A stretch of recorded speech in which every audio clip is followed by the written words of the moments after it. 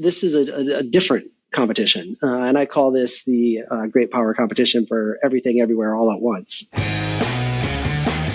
So I'd like to set the stage for our listeners.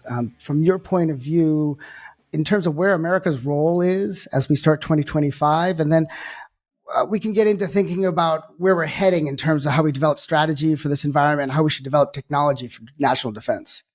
So, Jason, you want to kick it off? Yeah, I think if I was to describe the global order, we have a phrase that we use called global power competition or great power competition. And for me, a lot of people compare, hey, maybe we're moving into a new Cold War. And I actually think it's not a great description. And the way I describe it is the Cold War was kind of the emergence of two competing models for governance and economics.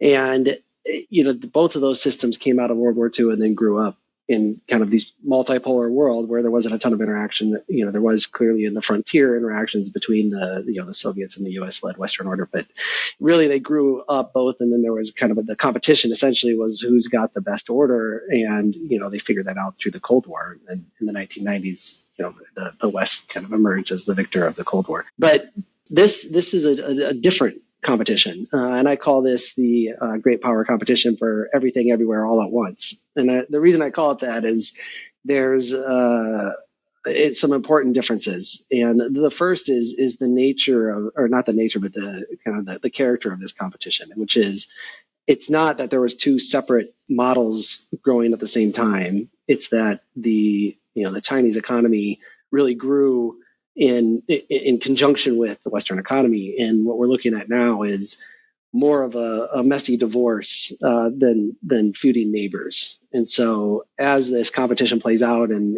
as the heat does or doesn't rise, you have to figure out how those things get distangled.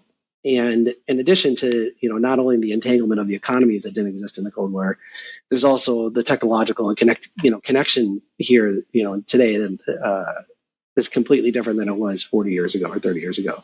And so there's millions or hundreds of millions of interactions between Chinese and Western elements and every single day. And China and the United States then have to make a decision about whether or not those interactions generate negative outcomes that need a response. And so it's not that there's kind of a world here and a world there. It's that they're occupying the same spaces, a lot of the same domains, and there has to be a lot more decisions about what to react to, what not to react to. And so this is a much more intertwined and difficult situation to manage than what the Cold War was.